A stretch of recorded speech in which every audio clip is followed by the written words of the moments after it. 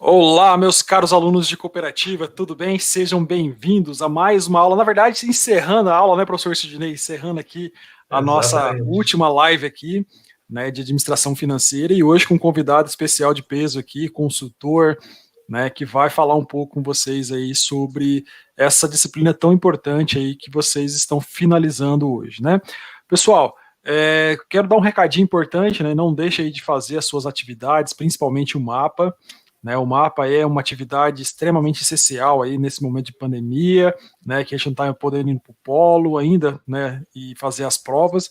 Então, ele é a sua avaliação, é a sua nota mais importante da disciplina, tá? Outra coisa importante, a semana de conhecimentos gerais. Né, no módulo passado, a Denise gravou um vídeo, mandou para vocês aí, né, de como acessar, de como procurar. A gente viu que teve bastante resultado, né, então não deixe de fazer novamente, né, porque vai pontuar para a disciplina do professor Sidney e a próxima que virá, né, daqui 2 semanas. Então não deixe de fazer, porque é muito importante e ela vale um ponto, né, 10% da sua média, ela está aí relacionada a essa disciplina, tá ok?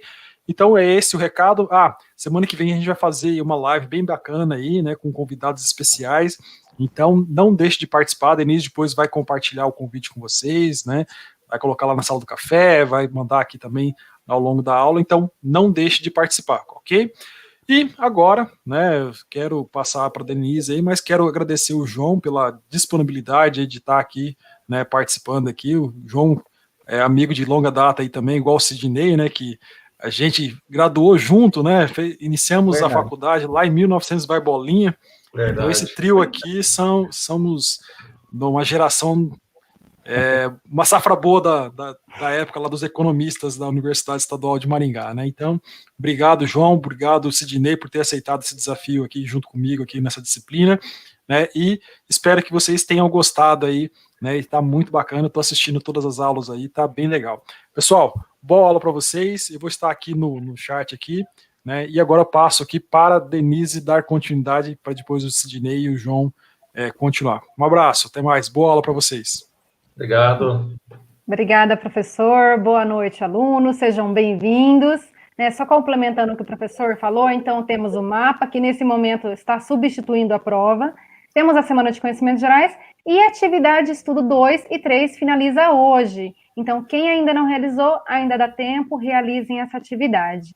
Gostaria de dar boa noite aqui ao Diego, que está participando com a gente, ele sempre está interagindo conosco, o Fernando, o Genivaldo, o João e a Priscila. Sejam muito bem-vindos. Eu vou continuar aqui com vocês no chat. Uma boa live, João. Boa live, Sidney. Obrigado, professora Denise.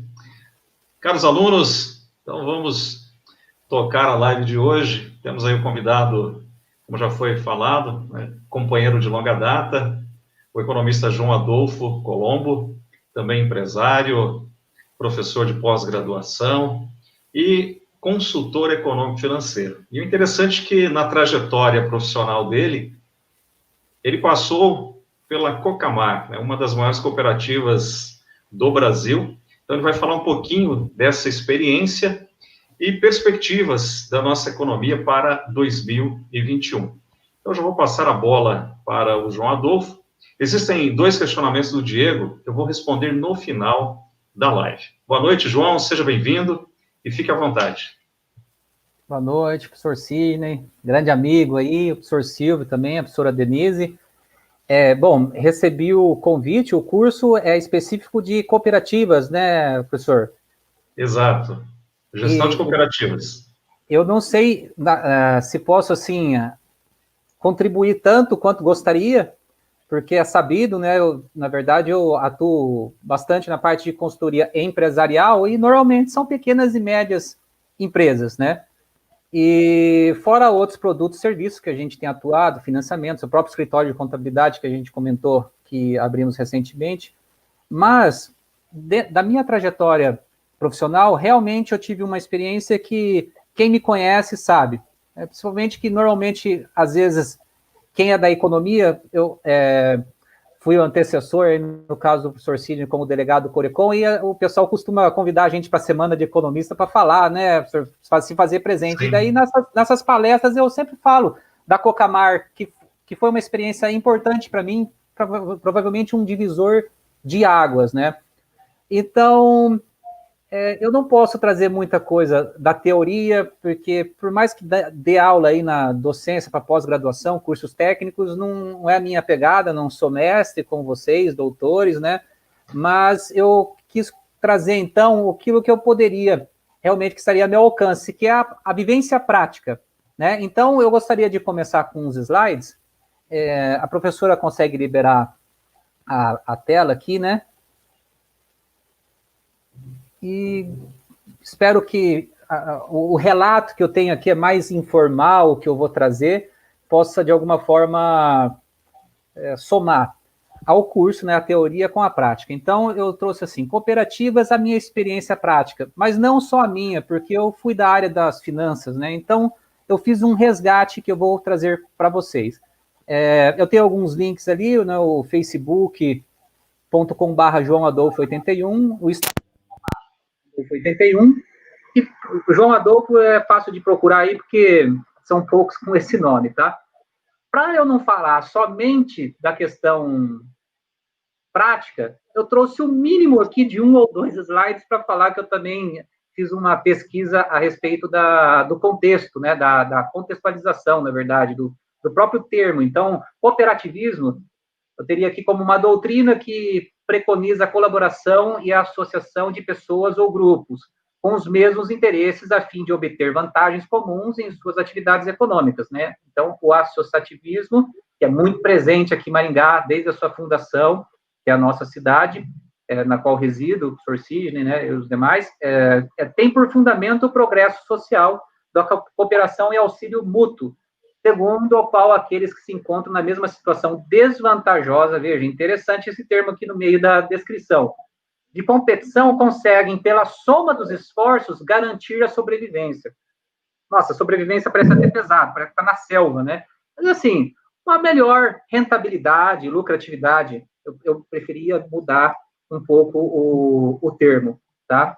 E a gente tem que compreender também que existe uma legislação, né? Uma primeira, não sei se é a primeira, deve ter tido alguma coisa anterior, mas a mais importante, que quase que fundamenta a questão das cooperativas, é uma lei 5.764, lá de 1971. Isso já veio de uma informação de um amigo meu, o Júlio, que falou, João, eu estive estudando a respeito de cooperativas para geração de energia fotovoltaica, né?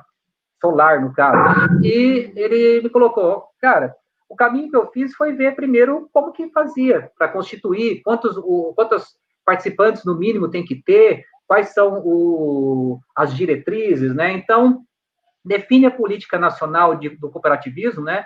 Institui o regime jurídico das sociedades cooperativas e dá providências.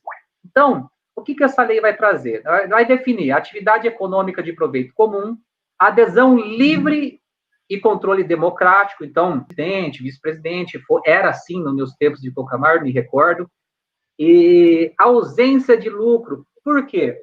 Porque ela rentabiliza o associado. Então, por exemplo, não tem essas cooperativas, vou citar o nome, me perdoe, mas Sicredi, Sicob, o que acontece no final com o lucro? Diferente dos bancos convencionais que a gente vê, o banco tal teve tantos bilhões, tanto banco trimestral, o lucro trimestral de tal banco aumentou não sei quanto. O que acontece? Esse dinheiro, o banco reaplica, mas também, tendo capital aberto em bolsa de valores, que é a maioria dos casos ali, você acaba distribuindo sob forma de dividendos. Então, no caso das cooperativas, você rentabiliza o associado, né? Não existe um lucro para a entidade, vamos colocar assim, isso é distribuído. Neutralidade política, indiscriminação religiosa, racial e social. Tá, uma coisa que eu me recordo muito desses tempos de Cocamar é que quando a gente abria alguma coisa no banco, por exemplo, sabe aqueles tipos de operações onde você precisa juntar toda uma documentação padrão? Não tinha um contrato social, que é aquilo que a gente costuma sempre ser exigido para todo tipo de negócio.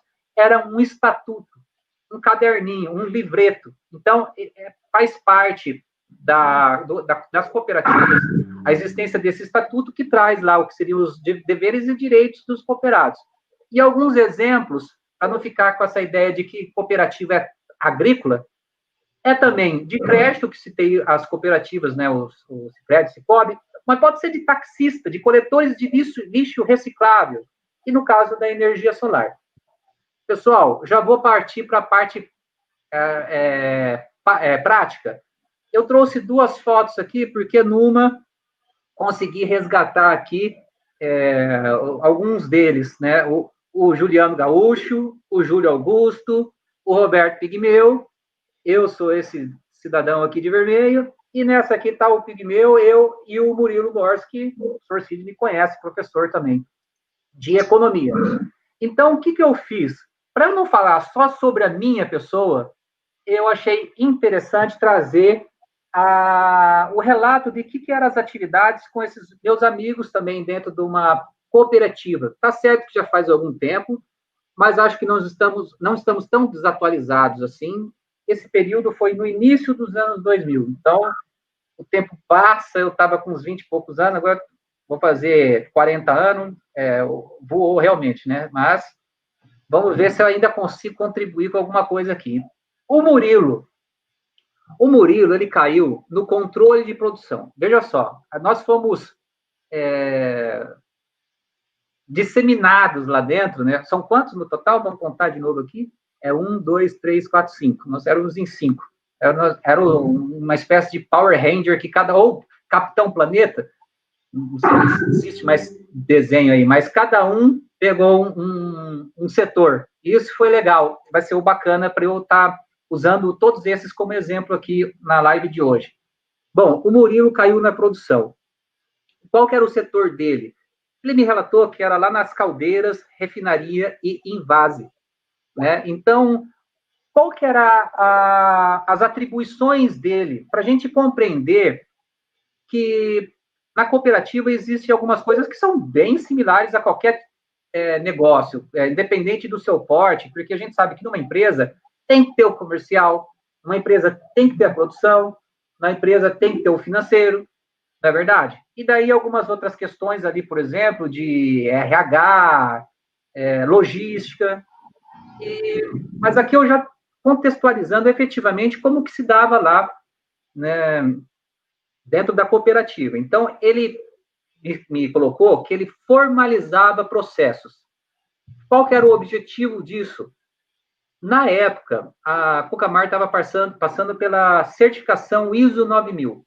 Então, eles precisavam desenvolver um sistema de gestão de qualidade. Então, todos aí que estão assistindo a live são alunos do curso de gestão e, de repente, se pergunta o que eu vou fazer na hora que eu sair no mercado de trabalho? Depois de ter visto toda essa teoria, o que se aplica, meu Deus? Né? Quais são os diferenciais que eu tenho que ter para oferecer e ser efetivado e ter interesse pelo meu currículo? Vamos ver em que momento, quais conexões que a gente traz entre o mundo prático e o teórico. Enfim, para fazer esse sistema de gestão de qualidade, ele precisava desenhar fluxogramas. Então, bacana que a gente entenda do que é um fluxograma. Todo mundo, provavelmente, em algum momento da vida, vai ter que desenhar alguma coisa nesse sentido. Definição das responsabilidades.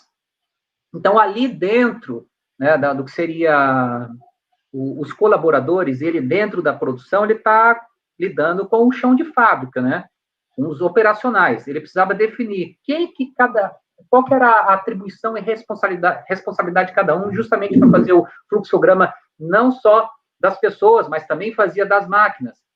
E o objetivo era a busca pela maior eficiência. Eficiência, o que seria? Eu preciso produzir mais num menor intervalo de tempo, com um custo mais baixo e com uma melhor qualidade. São vários pontos que nós vamos trabalhar, né, para sempre atingir os objetivos que cabem aí.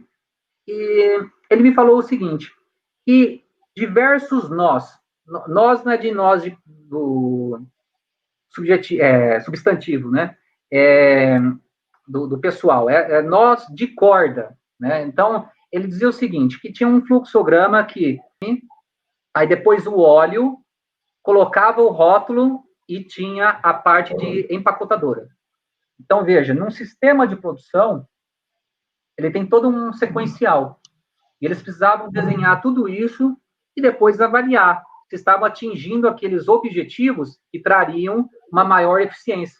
E quando você documenta tudo, para conseguir efetivamente, né, ter os melhores resultados, mas não só por isso, porque é uma exigência. O objetivo lá naquele momento era fazer a maior empresa de Maringá, que é a Cocamar, em termos de faturamento e tudo mais, ter essa certificação ISO 9000. E olha só o que ele usava lá. Era implementado o 5W2H.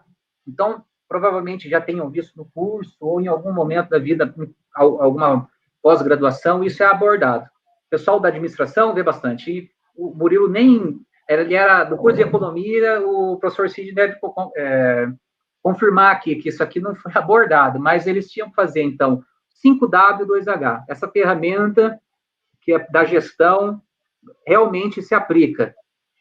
Quem? Aí tem a tradução em inglês ali, who, o que, what, quando, when, onde, where, por quê, why, como, how, enquanto, how much, né? E como que você compilava?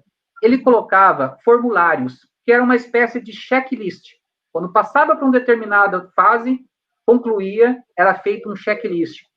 Quantas horas produzidas, mas principalmente as não conformidades, horas paradas e qual o motivo? Deu problema?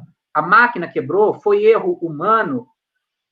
Com base nisso, criava-se um banco de dados e tinha os relatórios.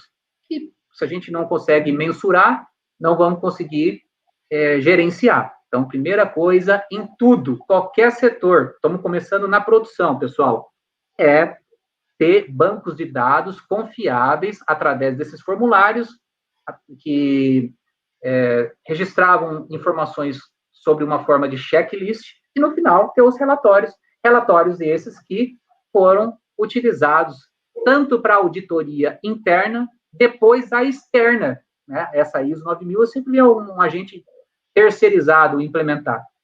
Foi aprovado a certificação. Então, chegou nesse objetivo principal e, dali, acabou que o Murilo se desligou da empresa. Mas foi um ambiente que ele lidava com todos os funcionários, desde o operacional até o gerente da produção. Então, veja, essa é uma parte da gestão. Só de cooperativa? Não, pode ser para grandes indústrias. Normalmente, tem algum porte, né? Você não vai fazer isso num pequeno negócio.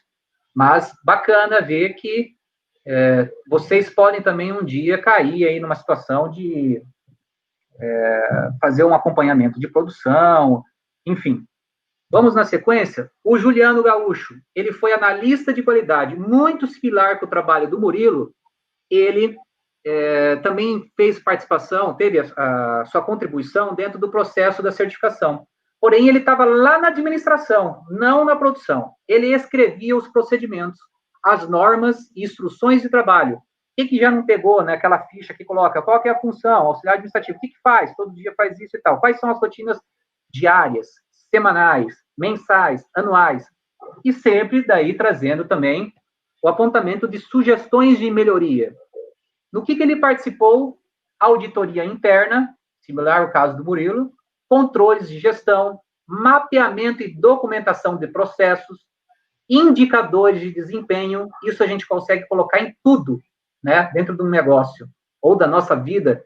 Se eu quiser fazer um indicador de desempenho meu, da massa corporal, quantas vezes eu vou na academia e tal, então, hoje em dia, é muito importante isso, né, não vou colocar só na vida profissional, nos negócios, mas até na vida pessoal. Então, enquanto você está como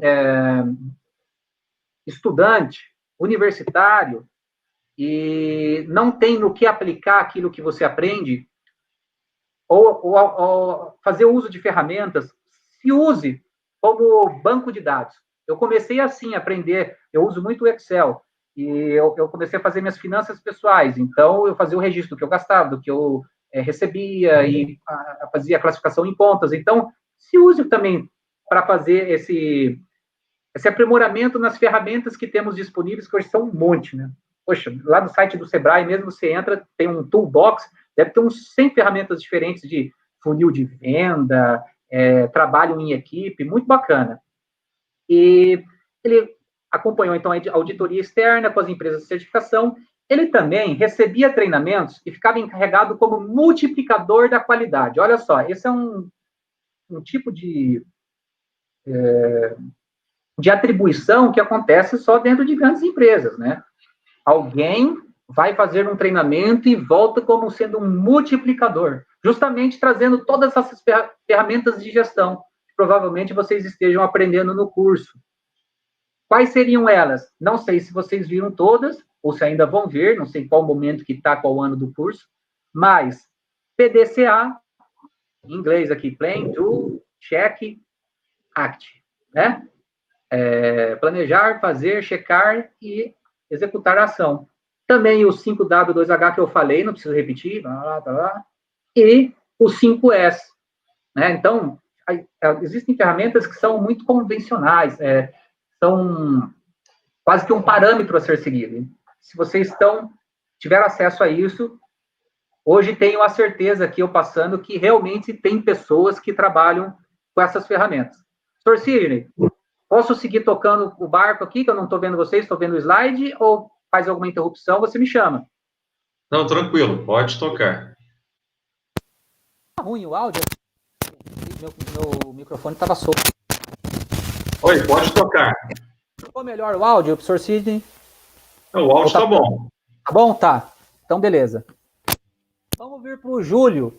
Ó, dentro de uma cooperativa, você pensa, no caso da Cocamar, agroindustrial, ela vai ter, na verdade, dentro do setor comercial, duas separações. Ela vai ter o que seria os grãos, né, que é in natura, a soja, o milho, e vai ter o de varejo. Então, o Júlio era o que chamava-se de subproduto. Soja, milho, trigo, canola, girassol. Por quê? Os produtores, né, traziam lá a produção e daí a cooperativa, ela revende. Para quem que ela pode revender soja, milho? Para ração animal, para outras indústrias, né? Ou não. No caso da Cocamar, a gente vai ver o que acontecia nesse sentido. Agora, o que o Júlio mais me trouxe de informações foi a respeito de alguns pontos em relação à cooperativa, vão além da questão comercial, mas da importância ou das vantagens em relação aos associados, que seriam os cooperados. Então, qual que era o objetivo da cooperativa, né? Atender os interesses do cooperado. É claro, existem alguns que têm um poderio maior, no sentido de uma propriedade mais vasta, mas ali fica, de certa forma, impede igualdade, equaliza. Né? Então, alguns pontos que ele me colocou, por exemplo, a fixação dos preços. Ou seja, a cooperativa entrava em contato e falava assim, ó, nós pagamos tanto. E, normalmente, esse preço era melhor do que se, por conta própria, o produtor tentasse recolher o que ele produziu e sair no mercado aí, nas trades, oferecendo. Então, já tem esse ponto de partida, que é o preço, fundamental dentro do negócio. Vendia para outro departamento e outras indústrias. Por que vendia, entre aspas, ali para outro departamento? É como se a Cocamar, sendo uma cooperativa, recebia toda essa matéria-prima e vendia para o outro departamento, que era o comercial de varejo. Nós vamos dar uma sequência aqui depois para esclarecer o que é essa movimentação.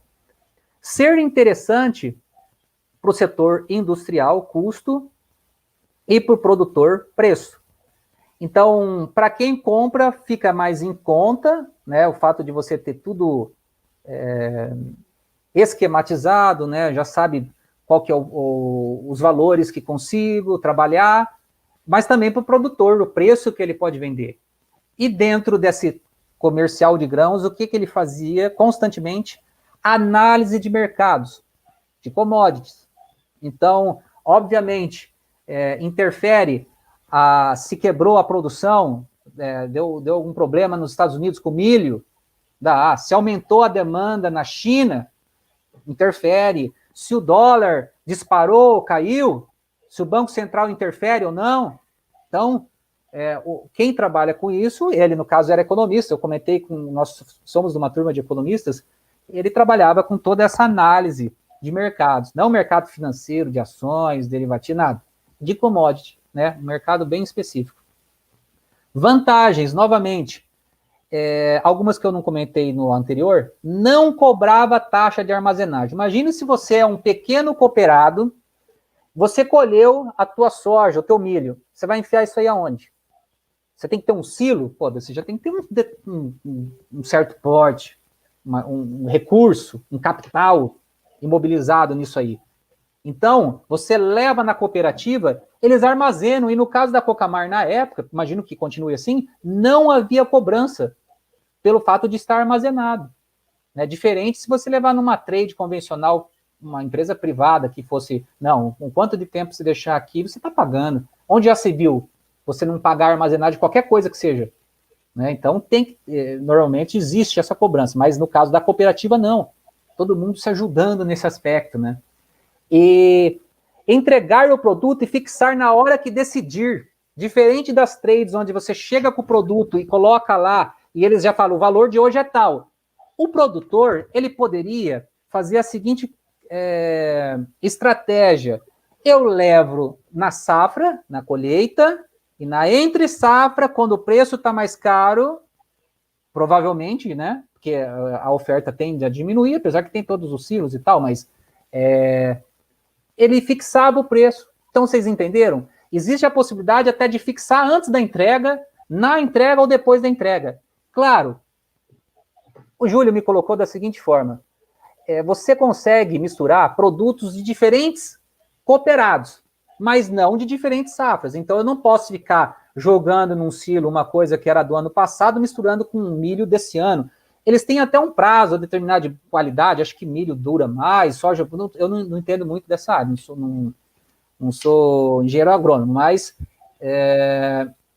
existia essa questão em relação à armazenagem. Você poderia deixar durante um período e pode fixar no momento que for mais interessante. Por isso que você consegue o melhor preço, porque eles já pagam melhor naturalmente, e ainda assim te dá a oportunidade de você travar o preço na hora que for mais conveniente. Então, essas duas questões sempre vai fazer ser mais vantajoso você se associar a uma cooperativa. Os custos menores na compra de insumos e implementos agrícolas. Implemento agrícola, porque não conhece, eu mesmo não sou da área, é tudo aquilo que rastela, que conecta aos tratores, né? Então, são essas peças de manutenção também, mas os insumos, os fertilizantes. Então, você tem um custo menor, porque houve essa cooperativa por trás que teve a condição de comprar num volume maior. E aí a gente tem aquilo que na economia é o ganho de escala, né? Então, consequentemente, os custos menores. E você pode, inclusive, pagar em produto. Aí eu vou comprar um maquinário, beleza, eu pago em saca de soja. É quase que um retorno lá para, não vou falar tempo das cavernas, mas o escambo, né? Quando a gente entra no curso de economia, fala lá como que era no começo, mercantilismo, não sei o quê. A primeira situação era onde sequer existia dinheiro para fazer as trocas. Então, ali você tem essa possibilidade de pagar em saca de soja. Linhas de crédito, de financiamento diferenciadas, com taxas interessantes, a própria cooperativa fazendo a operação, né? Sendo acreedora. E por isso, eu já comentei ali, tratando todos em pé de igualdade. Claro, às vezes tem lá um grande produtor que ele falava que tinha muito efeito manada. O cara tinha uma informação privilegiada, estava mais antenado, chegava um grande produtor, fixava tudo, vinha todo mundo correndo atrás.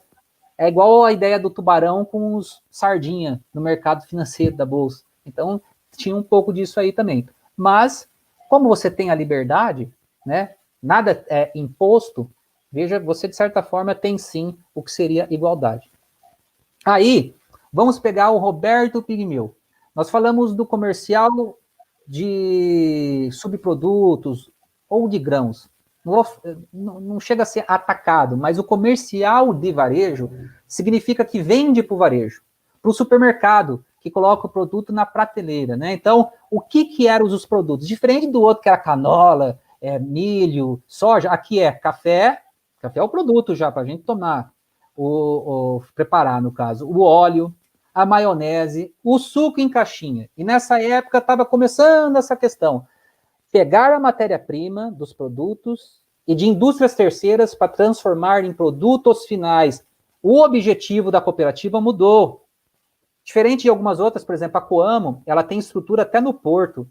O foco dela é muito exportar os grãos in natura. E ela tem todo o preparo para isso, logístico, via férrea, etc., para fazer, já está todo programado. Mas a Cocamar, ela veio num momento querendo o quê? Estava entrando no Brasil empresas como Ades, Del Valle, com aquelas caixinhas Tetra Pak, né? O suco, que antes não tinha muito, lá, se for década de 90, 80, não tinha esse suco em caixinha, né? Que conservava e tal. Então eles viram, vamos agregar valor, vamos produzir, e em vez de importar, era uma oportunidade. Então, primeiro, eu coloco aqui, ele tem toda uma sistemática do óleo, que foi o primeiro, ou se não o primeiro, talvez o café, que a Cocamar se constituiu na época do café, né? Então, mas o óleo depois, na sequência, como um produto da soja, então o óleo degomado, depois converte no refinado, faz o invase e vira o óleo comestível. Todo dia, né, uma base diária de produção e venda a nível Brasil. Então, você imagina como que é complexo lidar dentro desse comercial. O café também, beneficiado, torrado, moído e convertido efetivamente em produto de varejo. O cafezinho, o cappuccino. E o suco de soja, a tendência que eu comentei, né, com as marcas internacionais entrando, então ele passou a comprar a soja para incorporar como, vou colocar, ingrediente do suco, né, que realmente é uma coisa que tem todo aquele contexto de saúde e tal, mas também a laranja. Aqui na região, o polo, né, o Brasil, na verdade, que é o segundo maior produtor de laranja do mundo. Então, pegando a laranja, convertendo ela em néctar, para depois incorporar, seja com soja ou não. Dentro da área comercial, como que é a gestão? Primeiro, você tem que ter os representantes comerciais, eles que fazem a intermediação na venda dos produtos. E com isso você define meta, comissionamento, bonificação, premiação anual, convenção com toda essa galera, faz viagem, tem evento, uma palestra, num centro, né? E depois tem a parte logística, porque eu só vender, como é que eu vou fazer para entregar? Brasil é complexo, é difícil, é todo rodoviário, caminhão, então a distribuição dos produtos até os supermercados. Os preços com posicionamento, né, dos produtos é um ponto muito importante dentro da área comercial, por quanto que eu vendo. Imagina você fazer o custeio disso tudo para chegar no preço e planejamento de lucro. Gestão é isso, tá, pessoal? Uma das partes dela, estamos vendo aqui que os 5 indivíduos que eu trouxe aqui, cada um fazia uma parte do quebra-cabeça. O legal lá é que realmente nós sentimos num formigueiro. Cada um é um agente fazendo uma pequena tarefa que no final dá um bololô, um faturamento era de R$1 bilhão, não sei nem imagino quanto deve ser hoje. Ações de marketing, recall de brand. Isso aí é a lembrança da marca pelo consumidor. Então chegou um ponto que ela estava em terceiro, da marca mais lembrada, depois segunda, com várias ações. Então, estratégias com o varejo. Tenham bem claro esses dois termos. Sell-in é um tipo onde você dá desconto, faz bonificação, com volume, você enche o canal de distribuição, você quer colocar produto lá. Vamos colocar, deixa eu colocar aqui, fazer um corredor inteiro com o meu produto, suco Purity. Tá, mas não adianta se não girar na gôndola, né, como eles chamam. Então, existe outro ponto da área comercial, da estratégia comercial, é o sell-out. Você precisa girar mais rápido na prateleira. Então, coloca coisas como, compre 3 e leve... fiz o contrário aqui, pessoal, desculpa, vou até corrigir aqui, quem sabe faz ao vivo, né, ó. Ah, não, tá certo, tô viajando, perdão, tá certinho aqui. Compre 3 e pague 2, né, então é um tipo de estímulo. Você não faz aqueles gatilhos mentais, alguma coisa desse tipo, são as ferramentas, né, o instrumental do marketing, você melhorar a tua apresentação, fazer um expositor, uma mulher lá, de repente, né, fazendo uma apresentação. Então, existem todos esses mecanismos que seriam o que a gente chama lá do sell-out. Então, veja só, CRM usava-se muito. Não chega a fazer funil de vendas, pela conversa que eu tive com o Pigneu, que também é uma puta de uma ferramenta para qualquer tipo de negócio. Quem não for fazer gestão dentro de uma cooperativa, tenha isso que é válido, mas o CRM, tratando então o que eu vendi, o pós-venda, o suporte e o marketing, né? Então, que pontos que a gente tem, ó? Confirmei lá com o Robertinho, ó, manter as informações dos clientes à prova de rotatividade, organizar todos os dados num lugar só, fazer a diferença no meio, a diferença por meio de detalhes, né? Então, CRM é todo aquele relacionamento que você sabe qual é o time de futebol do cara, qual é a data de nascimento, você utiliza as ferramentas do marketing para, tipo, no dia das mães, no dia dos pais, no Natal, no dia das crianças, né? Priorizar clientes de acordo com a relevância no ciclo de vendas, faz a curva ABC, né? Organiza a carteira dos clientes, dos vendedores, criar estratégias de recuperação, porque a gente sempre tem isso, né? Você perde um cliente, para recuperar é muito mais difícil do que conquistar um novo, mas eles são importantes também. Organizar as agendas de visitas e controlar o andamento dessas visitas. E depois o BI. Na época lá, eles estavam começando com o BI. BI era um absurdo. Acho que era R$200 mil que eles estavam pagando só para dar início no projeto. E hoje qualquer um tem acesso a um BI. Você instala o Power BI, pega o ClickView, alguma coisa. Então, vocês... eu estou fazendo o curso de gestão, eu vou sair gerindo uma cooperativa. Gente, um passo de cada vez, tá? E se preparem com as ferramentas, se eu posso indicar alguma, lógico, o BI, para você fazer o acompanhamento comercial das suas vendas, por indústria, por cliente, por estado, por região, por produto, por rentabilidade, faça um mecanismo bem dinâmico com atualização simultânea, né, tempo real, alguma coisa nesse sentido, uma coisa, um puta diferencial, principalmente para cooperativas, por isso que é tão importante a área de TI. Você fica um profissional incompleto se você não tiver o lado da informática, até por que não falar do desenvolvimento e programação? Alguma coisa, noção você tem que ter, pelo menos para saber pedir, entender que aquilo é possível na hora de chamar o responsável ali por parametrizar alguma coisa no sistema, tá? Pessoal, esse aqui sou eu na foto. Vamos passar para frente aqui, uma foto mais bonita aí, ó. Tá? Essa aqui tá mais atualizada, porque é outro coitado. Essa aqui eu tava... Melhorou com o tempo, né? Ó, quem quiser me acompanhar depois, já ao longo dos slides eu coloquei bem no cantinho ali mocado, mas agora eu estou colocando de forma evidente. João Adolfo 81 lá no Instagram. O que eu fazia, aí deixei eu por último, que eu posso discorrer mais, dentro da Cocamar. Eu trabalhava no departamento financeiro, eu era piloto de caixa, esse era o termo. Eu fazia a conciliação bancária.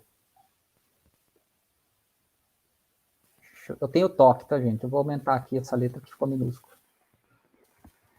Conciliação bancária. É toda aquela movimentação que você pega os extratos e eu vou te falar, a Cocamar na época trabalhava com, sei lá, uns 16 bancos. Caixa Econômica, Itaú, Bradesco, HSBC, Santander, Banco BIC, Banco Rural, Banco Santos, meu Deus do céu, Citibank...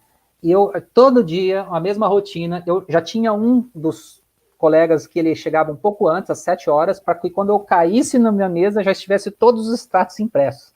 E eu fazia a conciliação. E dentro da conciliação bancária, existiam algumas contas que era para uso somente do contas a pagar, e outras somente do contas a receber. Então, ia receber valores altos, que era do comercial de grãos, Bung, Cargill, caía lá, pum. O de varejo já era outra, pá. E para fazer o contas a pagar, a gente pegava de todas as unidades, de todas as cidades, centralizava numa só, para juntar o bolo. Ficava lá, sei lá, 5 milhões de reais. Era um volume bem alto. Então, fazia a conciliação bancária e tinha que conversar sempre com contas a receber e contas a pagar. E eu não fazia contas a receber ligando, conciliando os títulos. Eu não fazia o pagamento de contas, mas eu pegava essas informações, porque o piloto de caixa ele tem que centralizar. Era muito legal a dinâmica. Na Cocamar são vários departamentos, então. E é assim que funciona uma cooperativa.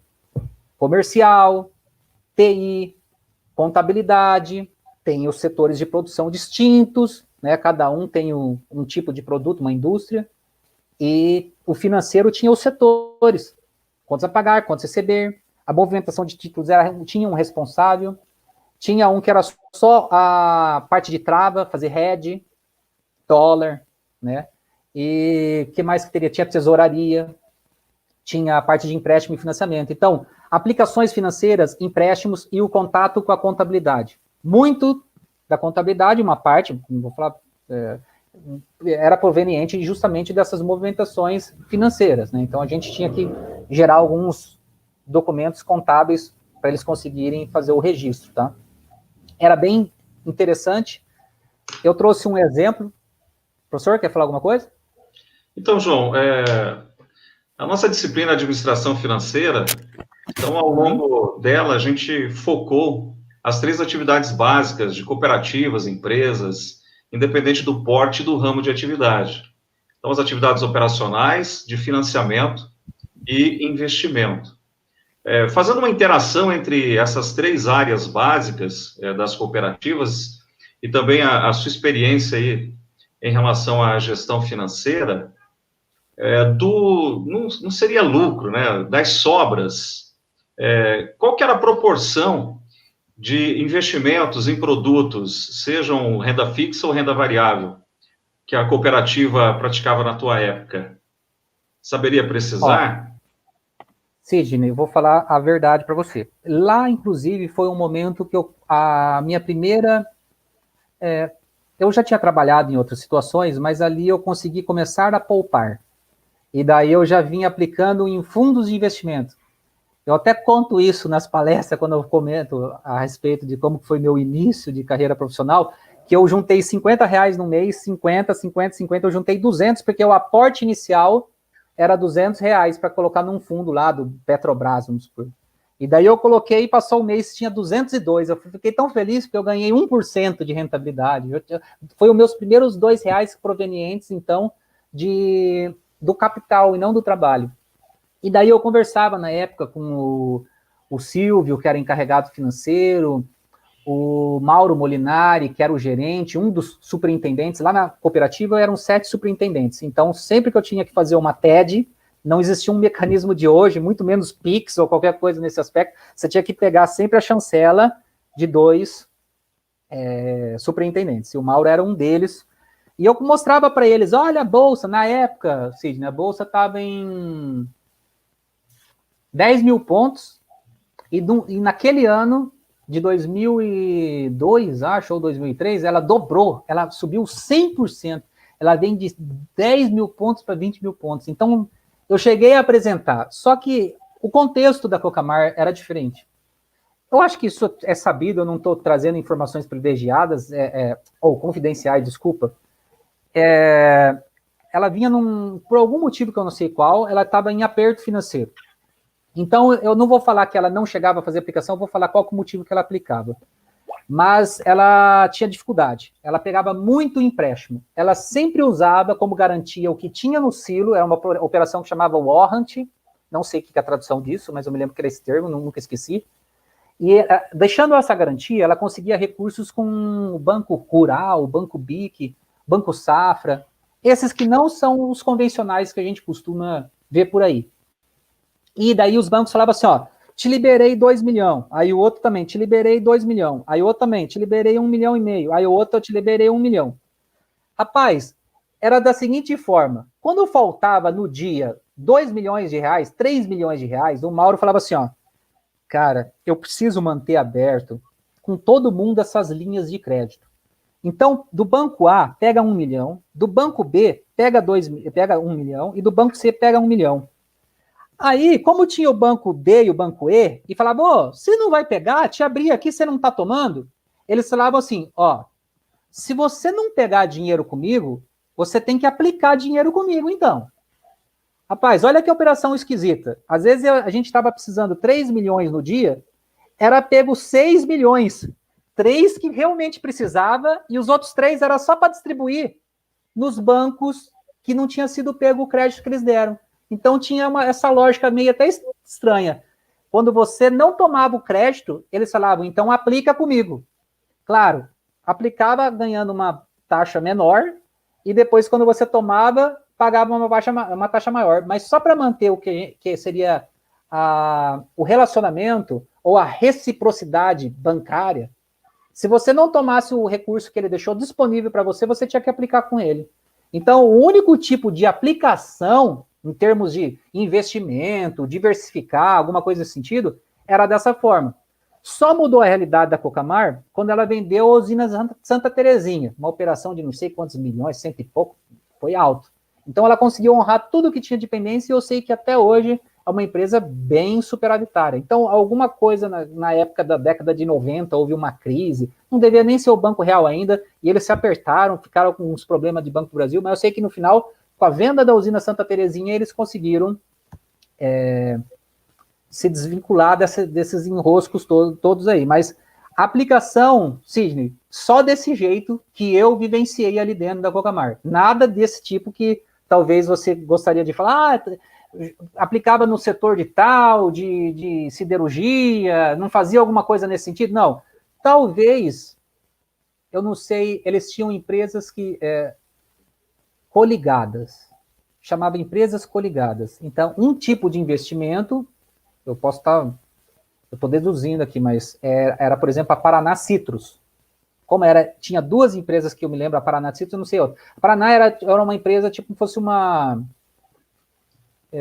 a produção de laranja, né? Então, devia ser um aporte da Cocamar ali dentro, como uma das sócias proprietárias. Então, era uma empresa, como que eu falei o termo aí? Coligadas, né? E daí eu me recordo que quando era para fazer saldo lá, nas outras contas, se eu não me engano, daí também isentava o CPMF, que existia uma regra lá que quando era de titularidade, para a mesma titularidade, era isenta a CPMF, existia esse tipo de imposto lá. Então, se eu não me engano, para Paraná... Não, ou talvez tinha o CPMF lá, acho que alguma coisa assim, não me recordo, mas eu penso que o investimento de uma cooperativa, ela está mais ligada ao setor produtivo do que, não desmerecendo, mas especulativo, tá, Sidney? De colocar dinheiro em ações, em outras empresas, ou algum outro tipo de produto.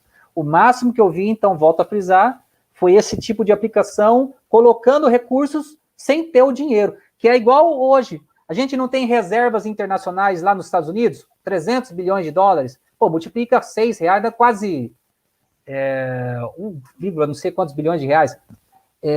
Mas se a gente tem uma dívida de não sei quantos, daqui a pouco 7 trilhões de reais, por que a gente tira dinheiro daqui e aplica lá para receber uma taxa inferior do que a nossa Selic aqui, né? Hoje está muito próximo, mas no passado era um absurdo de spread. E sempre foi feito dessa forma. Então, similar, não sei se eu posso usar como um exemplo paralelo aí, é mais ou menos isso. Tomava-se dinheiro pagando juros e aplicava recebendo menos do que estava pagando e o custo do spread ficava ali como dentro do bololô. Entendi. Bom, João, nosso horário está quase esgotado. Então, fazendo um link com as experiências que você apresentou, gostaria que você falasse um pouquinho, dada a conjuntura da economia brasileira diante da Covid-19, o que você poderia dar de dicas para os gestores financeiros, término do ano aí 2020, e as perspectivas para 2021, olhando as questões de curto prazo, capital de giro, financiamento, investimento, dicas gerais para uma boa condução da gestão financeira, independente aí de ser cooperativa, empresa, de pequeno ou grande porte. Eu colocaria assim, em relação a capital de giro, tudo que você conseguir pegar agora, tudo que conseguiu pegar com o Pronamp, fez bem. Porque está muito barato, condição totalmente diferenciada. Quem pegou, saiu lucro. Teve gente que pegou sem precisar para a empresa e comprou imóvel, foi investir em construção, trocou de carro. Então, nunca conseguiria comprar um carro com uma taxa tão reduzida. Depois, procurem uma nova modalidade que surgiu agora, o BNDES FGI, né? Ele tem um prazo de carência, um outro tipo de condição. Não é tão barata quanto foi o Pronamp, mas ainda existe, né? É uma coisa diferenciada, porque o recurso do Pronamp não tem mais. Se você for no banco, onde tinha, secou. Todo mundo que foi esperto, pegou. E a gente sabe, Sidney, que a inflação está sofrendo uma certa pressão, o câmbio está muito elevado, o IGPM com 18%, o IPCA está vindo cada vez mais próximo dos 4%.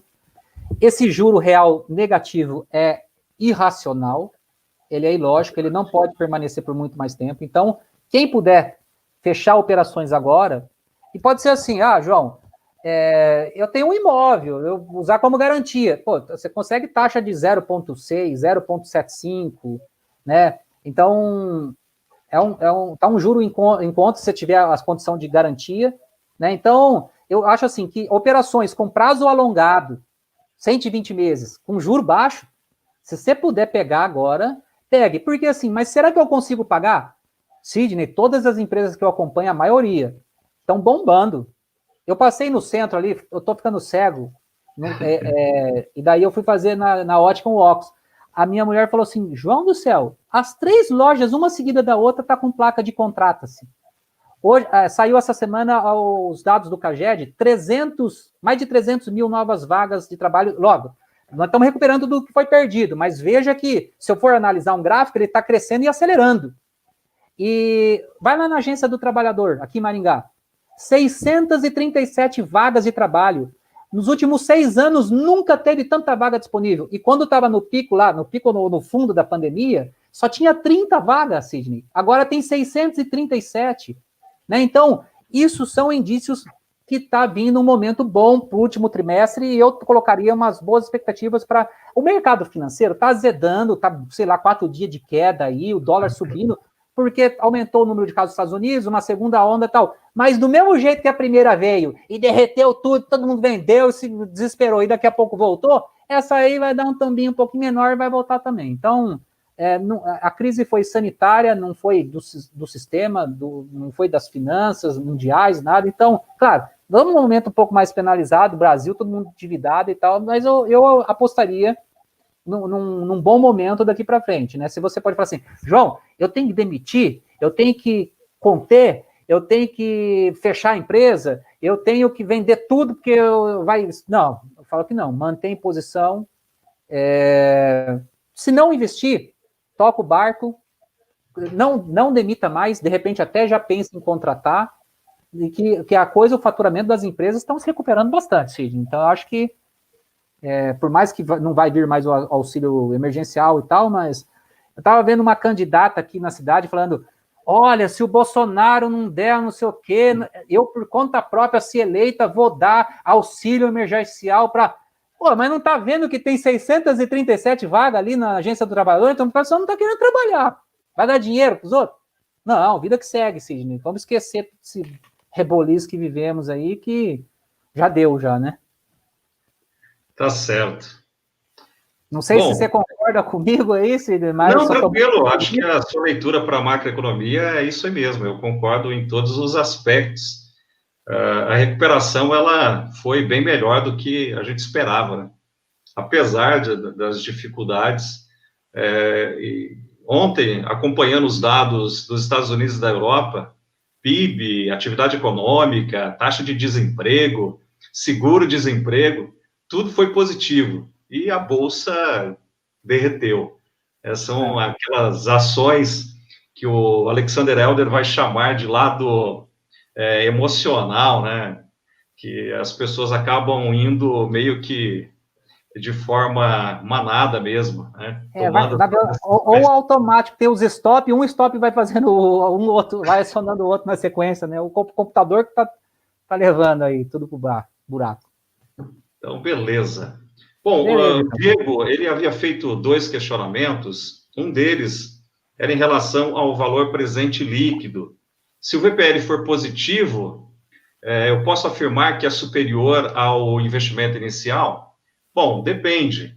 Matematicamente, se você tem um VPL, por exemplo, de 300 e um investimento inicial de 5.000, 300 não é maior do que 5.000. Então, matematicamente falando, não necessariamente.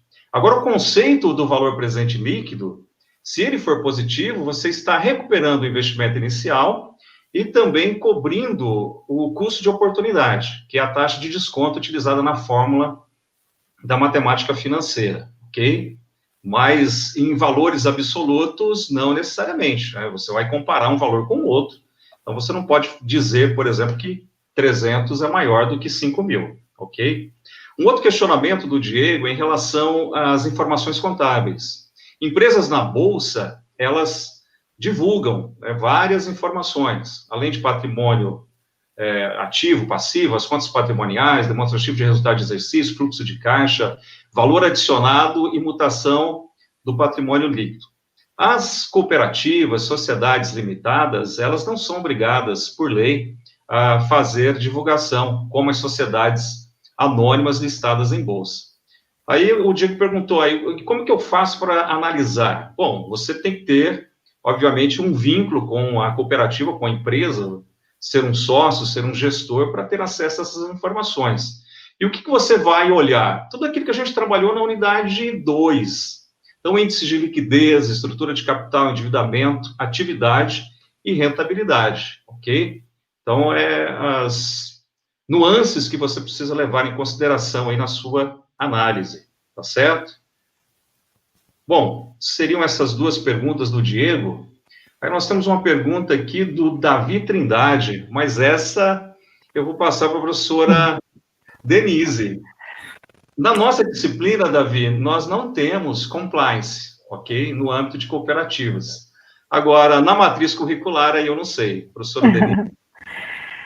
Temos sim, Davi, a gente tem na disciplina de governança corporativa, vai estar estudando ali no 2º ano.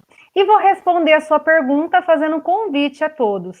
Hoje, na nossa aula, né, que é de governança, que está acontecendo lá no 2º ano, no 2º horário, que é às 8h30, nós temos 2 convidados de peso, que é o coordenador da gestão estratégica e o superintendente 2, né, da OCB. Então, eu estou encaminhando o link aqui no chat. Se vocês quiserem acompanhar essa aula, né, o coordenador de curso falou assim, não, compartilha com todos os alunos, né? Então, eu estou mandando aqui no chat, participem com a gente, então, começa às 8h30 hoje. Eu até mandei o convite para eles, né? Mas já respondendo a sua dúvida, Davi, deu certinho, né, professor?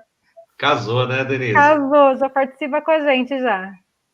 Bom, João, suas considerações finais, o que você poderia deixar para os nossos alunos em termos aí de competências, habilidades, o que eles devem focar para se tornar futuros gestores financeiros de sucesso aí no mercado de trabalho? Eu acho que tem que fazer uma boa junção da parte teórica, né? Sempre é importante, leitura, conteúdo, acompanhando os noticiários, os informes, tá antenado, você sabe, né, se eu e você, a gente gosta disso, tá na ponta da língua, quanto que tá o emprego, quanto é que tá o dólar, quanto tá o barril do petróleo, caiu para $37, né? Então alguém quando, né, a gente, e eu tenho uma forma de fazer a leitura, eu acho que você também, a gente tem que sempre ver emprego, PIB, taxa de juros, inflação, taxa de câmbio, tem umas variáveis que são assim, internacionais, né? Ou são as maiores, as macro. Então a gente já comprou, lógico, depois vai ver a dívida pública, etc e tal, mas essas daí a gente tem que estar sempre assim. Então, tenha essa bagagem teórica, esteja sempre bem atualizado, mas atualizado em termos dessas informações que eu coloquei, mas assim, não só disso, em relação ao movimento das inovações tecnológicas, as ferramentas, né? Para mim, antes, era um grande diferencial eu ser especialista em Excel. Lá, há 20 anos atrás, quando eu entrei na Cocamar, me deram a função, porque olharam umas planilhas que eu montava e falavam, nossa, ele coloca botão, ele faz fórmula de soma C. E daí me deram a oportunidade, porque eu manjava muito de Excel. E 20 anos depois, o que eu monto, as estruturas que eu faço de perícia e tudo, amarrando um monte de informação na coisa só da produção, pô, né, é bem mais complexo. E eu me sinto, assim, completamente desatualizado. Porque é tanta coisa nova que surgiu aí com as ferramentas de BI, mas se você entra no próprio site do Sebrae, o que tem de ferramenta para funil de venda, ferramenta para controles de tarefa, para fazer Kanban, para fazer, sabe? Então, é legal a gente ter tudo isso, PDCA, 5W2H, mas que ferramentas que eu posso usar, que já tem disponível, gratuito, paga, não sei, mas normalmente vamos nas gratuitas, e pegar, então, a parte teórica com a parte prática e usar de uma forma que já está no celular. Hoje em dia, você sabe, eu comentei do credenciamento no Sebrae, e eu estou atendendo muitas empresas pequenas, MEI. O que eu estou mais colocando é um sistema que chama Market App do Sebrae, que é gratuito. Então, hoje, qualquer um que queira colocar os produtos, o custo, o preço, sair o DRE, o fluxo de caixa, não sei o quê, está tudo ali. Então, é só se antenar. Eu coloco assim. Então, faça uma boa graduação, depois pós-graduação, mestrado, doutorado, mas acompanhe o mercado. Não precisa ser viciado, não, mas o dia a dia, assista o noticiário, o que foi, e vá acompanhando essas inovações, as ferramentas, porque senão a gente fica para trás. É difícil quando você vê que já passou e se tivesse pego há 5 anos atrás para estudar essas coisas novas, o Power BI e tal, programação, poxa, quanto tempo você não teria, não economizado, mas já estaria à frente. Então, essas as dicas que eu teria a dar para quem vai se formar no curso de gestão e depois seguir a carreira. Já sabendo que é um leque. Aparece que, eu vou cair nisso aqui? Não. Veja, nos 5 exemplos que eu fui, cada um foi para um lado. E está todo mundo bem sucedido, uns até mais do que eu, ganhando um rios de dinheiro. Então, depende muito da gente, tá, professor Sidney e professora Denise? Valeu, João. Muito obrigado aí pela sua participação, experiência, né, integrando todas as áreas da gestão e depois focando o foco foi bom, não pleonasmo. Depois direcionando para a questão financeira. Professora Denise, põe aí a frase do Davi Trindade, né? Aprendi bastante, obrigado pela generosidade em compartilhar os seus conhecimentos, no caso aí falando para o nosso convidado, João Adolfo, tem sido aí um parceiro de vários embates, né? Até mesmo aqueles momentos que nós fazemos do Conselho Regional de Economia, lá no mês de agosto, aqueles eventos que movimentam vários setores da cidade de Maringá para falar sobre finanças. Então é isso, galera. Foi uma satisfação estar com vocês aí os 4 encontros. Espero que vocês possam tirar de letra em termos de nota e lograr êxito, né, a aprovação na disciplina, e que, de fato, a disciplina tenha contribuído para uma reflexão, né, dinheiro, né? Se você não controlar o dinheiro, você terá problemas, né? Se você controlar o dinheiro, ele é uma ferramenta, um instrumento para abençoar a tua vida pessoal, profissional, empresarial e até mesmo setor público.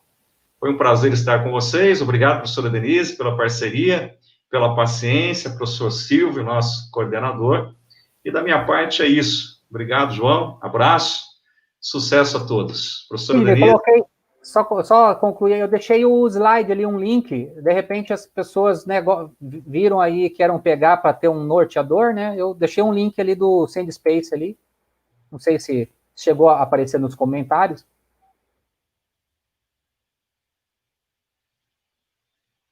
Vocês viram ali, o Private Chat eu joguei. Tá no chat privado, né? Eu não sei, não consegui fazer ali no outro, né, de repente, ou já foi, não sei se o pessoal já saiu da sala, né? Tá ali, a professora Denise já copiou e colou. Então, beleza. Denise, o seu microfone está desligado. O seu microfone está desligado. Liguei. A gente coloca que a gente está em casa, não quer atrapalhar, talvez, né, professor? A gente esquece. Professor, obrigada por todo o conhecimento, professor Sidney, né, que nos acompanhou aqui nesses 4 encontros, né, está aí acompanhando todos os alunos, não só na aula, mas também respondendo, auxiliando. Obrigada, João, por conhecimento compartilhado. Pessoal, quem não finalizou a atividade de estudo 2 e 3, hoje finaliza. Quem quiser continuar conosco, nos acompanhar, então, na aula de governança corporativa, está aí o link, às 8h30 a gente começa. E participem da enquete, a sua avaliação é muito importante para a nossa melhoria contínua. Seria isso, um ótimo final de semana a todos, um abraço. Beleza, até mais. Valeu. Tchau, tchau.